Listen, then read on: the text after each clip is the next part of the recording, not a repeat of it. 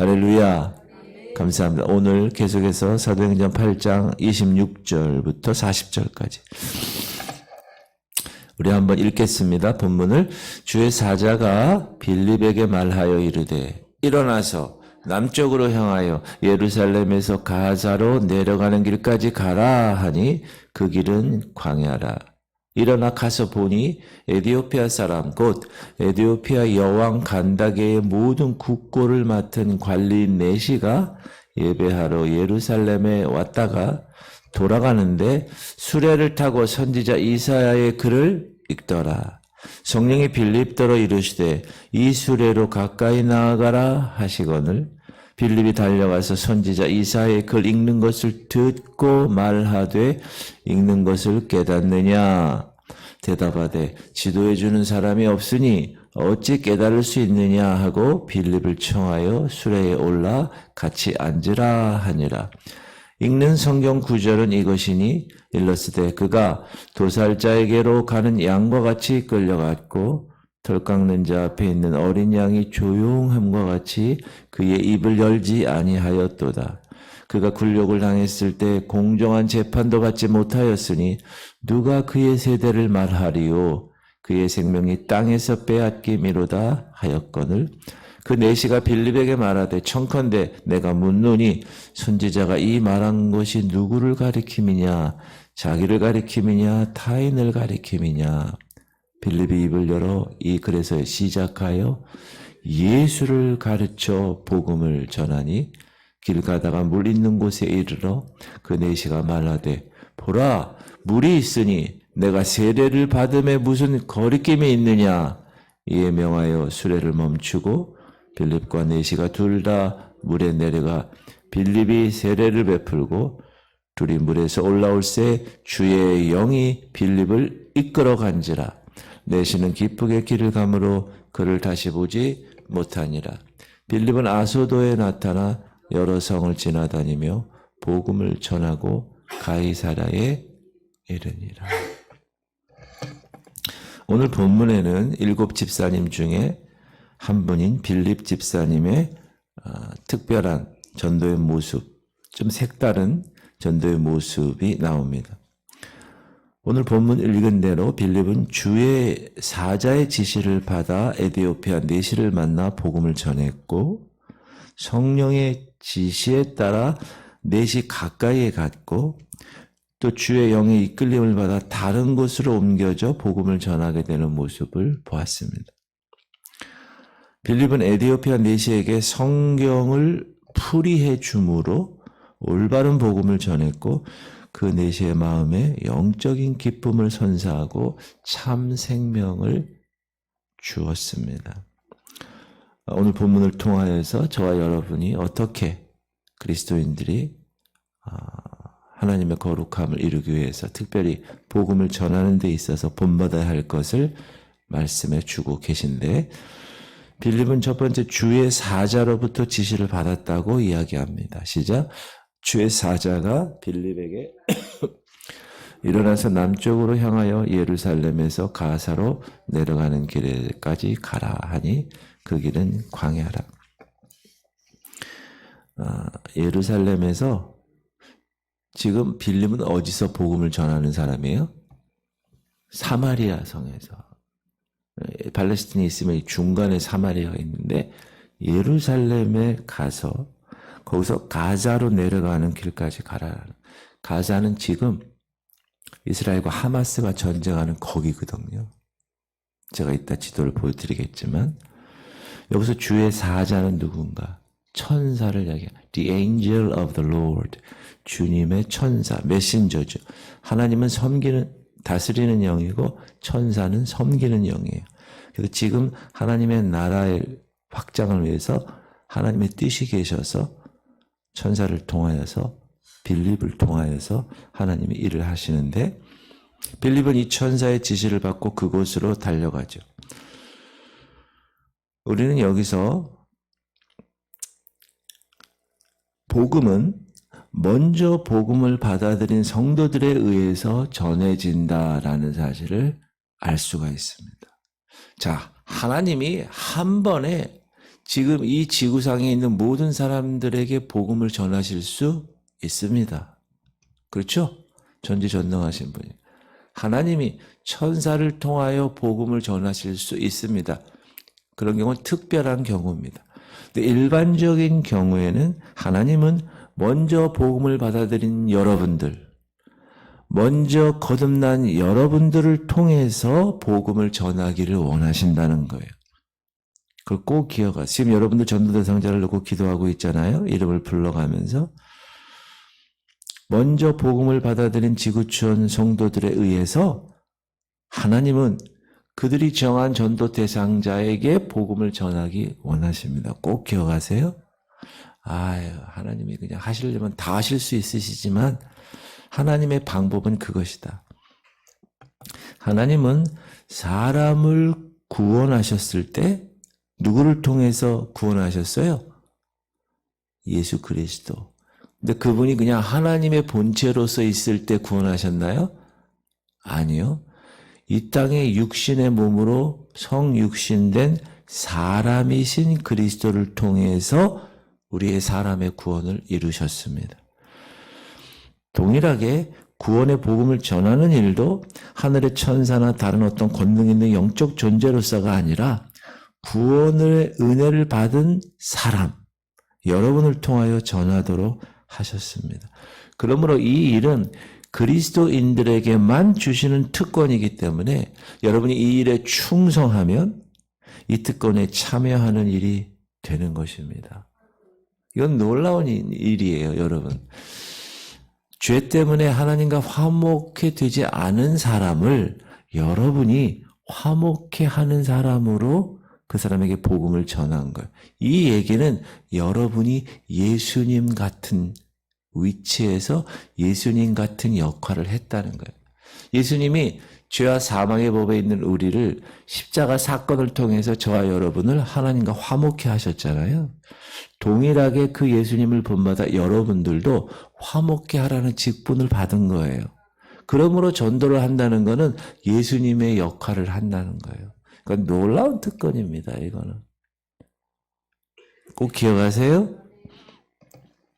오늘 본문에 주의 사자의 지시를 받거나 성령의 지시, 직접적인 지시를 받는 경우는 있어요. 물론 그러나 특별한 일입니다.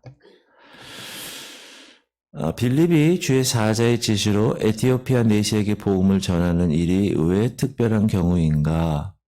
그거는 하나님이 그 당시에 초대교회 때 복음을 확장시키기 위해서 아프리카 이디오피아 나라라는 곳에 복음을 전하기 위한 하나님의 특별한 방법이었다라는 것입니다. 빌립이 주의 영의 이끌림을 받아 어디론가 데려갔었다 그러잖아요.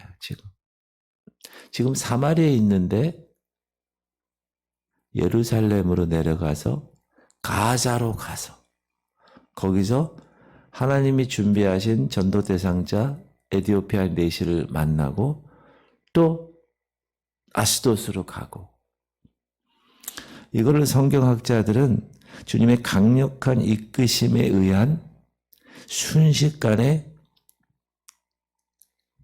이동했다. 그래서 순간이동이라고 얘기를 하는 거예요. 제가 읽은 책 중에 어느 목사님이 계세요. 근데 분명히 강단에서 지금 강단 밑에서 열심히 기도하고 있어요. 근데 그 순간 이분이 다른 곳에 또 가요. 다른 곳에서도 하나님의 복음의 역사를 이루세요. 그걸 책에 기록된 걸 봤어요. 하나님이 하시면 뭘 못하시겠어요? 여기 보면 지도를 보면 파란색으로 화살표 한 데가 사마리아예요. 사마리아. 그런데 지금 빨간 곳으로 제가 화살표를 넣었는데 가자예요. 지금 가자 지역에 하마스하고 이스라엘 전쟁하잖아요. 그러니까 저 파란색 위치에서 저 빨간색 위치로 갔다는 거는 그것도 순식간에 하나님이 다 하신 것이죠. 그러니까 여러분이 하나님께서 하나님의 스케줄에 계획에 따라 하나님이 어느 곳에 특별히 복음 전하는 곳에 지금도 선교지에 이런 놀라운 일들, 기적, 이런 이적, 기사, 표적이 많이 나타나는 이유가 복음을 전하기 위해서라면 하나님이 그렇게 역사하신다라는 사실입니다. 그래서 이게 이 특별한 경우, 빌립 집사처럼 이런 경우를 우리가 볼 수가 있고, 근데 이제 어떤 사람들은 주의 일을 하거나 전도할 때, 주님의 올바른 인도함을 받기 위해 기도하는 것은 정말 좋은 일이지만, 빌립처럼 이렇게 특별한 경우를 일반적인 경우로 생각해서 거기에 적용하는 것은 좀 조심스러워야 한다라는 것을 말씀드리고 싶습니다. 자, 이렇게 빌립이 주의 사자의 명을 받아 가자 지역, 지금의 가사로 내려가는 일까지 가보니 거기가 어디였다고요? 광야였다고. 근데 마침 거기에 병거를 탔다. 여러분, 그 당시에 병거를 탔다는 거는 지금으로 얘기하면 리무진, 좋은 차를 탔다는 거예요. 그곳을 지나고 있는 이디오피아 내시를 만났다는 거예요. 근데 그 내시를 성경은 뭐라고 그럽니까? 이디오피아 여왕 간다게의 모든 국고를 맡은 큰 권세 있는 사람이라고 소개해 주고 있습니다. 시작. 일어나 보니 가서 보니 에디오피아 사람 곧 에디오피아 여왕 간다게의 모든 국고를 맡은 관리인 내시가 예배하러 예루살렘에 왔다가, 이 내시는 뭐하러 예루살렘에 왔다고요? 예배하러. 지금 아프리카에 있는 사람이 그 먼 거리를 예루살렘으로 와서 예배를 드렸다. 다시 얘기해서 그는 이방인이었지만 하나님을 경외하는 사람이었다. 그가 하나님을 경배하려고 6월절에 에디오피아에서 예루살렘까지 올라온 것은 놀라운 일입니다. 이제 예루살렘에서 6월절을 다 끝내고 이제 다시 고향으로 돌아가는 길이었는데, 이 내시는 아무것도 한 게 아니라 그 차 안에서, 그 병거 위에서, 흔들리는 병거에서 무엇을 하고 있었다고요? 성경을 읽고 있었습니다.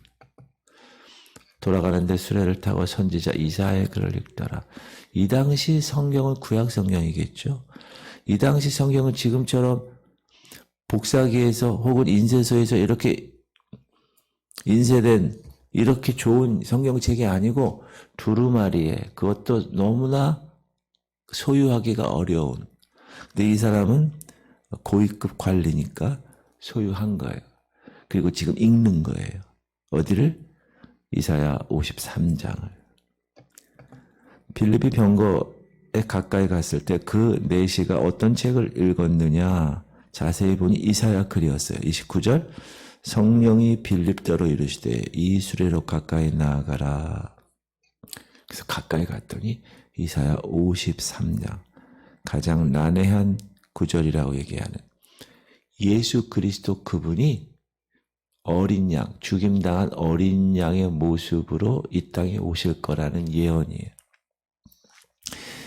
근데 이 내시가 이 구절을 읽으면서 깊은 슬픔과 번민에 빠져 있었다. 왜 그랬을까? 그가 읽고 있는 그 책의 주인공이 지금 당하는 고난 때문에. 아니, 이 주인공이 왜 고난을 받아야 되지? 이 주인공이 과연 누구지? 그거에 대해서 전혀 알 수가 없어요. 지금은 인터넷 치면 다 나오고 네이버 지식 검색 치면 다 나오죠.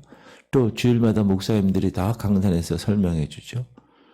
근데 이 내시는 그런 환경이 아니었기 때문에 그 성경을 읽으면서 알기 원했다. 따라합시다. 하나님의 말씀은 깨닫는 사람만이 열매를 맺습니다. 하나님의 말씀은 하얀 종이에 잉크로 적혀져 있지만 이 말씀이 여러분이 읽을 때 그 말씀이 깨달아질 때가 있습니다. 성경을 읽는데 쉬워요? 어려워요? 어려워요. 성경은 읽는데.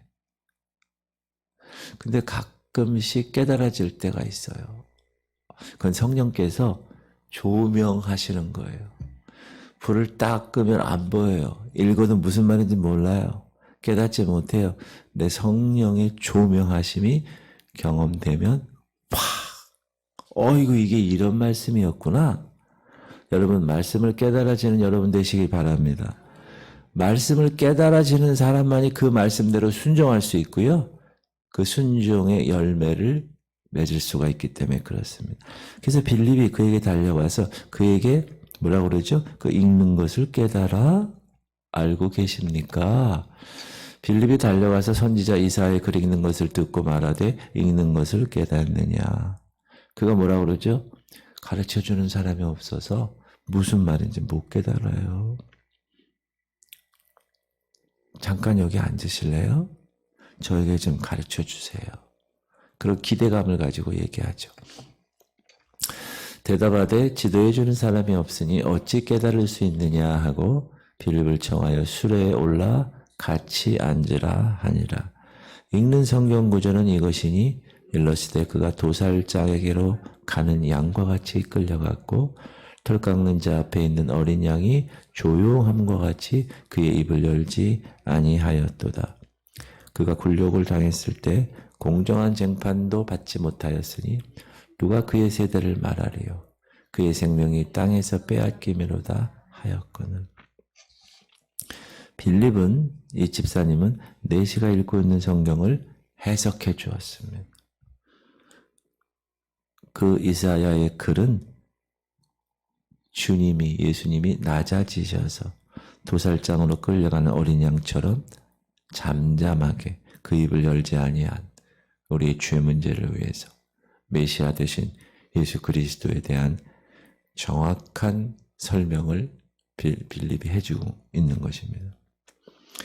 내시가 알고 싶었던 일이 뭐였죠? 이 주인공 이사야가 말한 이 말이 누구를 가리키는 거냐? 이사야를 가리키는 거냐 선지자? 아니면 다른 사람을 의미하는 거냐? 이렇게 얘기한 거죠. 그 내시가 빌립에게 말하되 청컨대 내가 묻노니 선지자가 이 말한 것이 누구를 가리킴이냐? 자기 이사야를 가리킴이냐? 타인을 가리킴이냐? 그래서 빌립이 그의 입을 열어 그 글에서 시작하여 예수를 가르쳐 복음을 전했다는 거예요. 시작. 빌립이 입을 열어 이 글에서 시작하여 예수를 가르쳐 복음을 전하니. 그 고난의 주인공이 바로 예수님이에요. 빌립은 참으로 전도하기에 좋은 기회를 얻었고 그 기회를 삼아서 증거하기 시작한 것입니다. 그러기 위해서는 여러분이 어떻게 해야 됩니까? 전도하시는 분이 성경에 대해서 알아야지. 복음에 대해서 알아야지.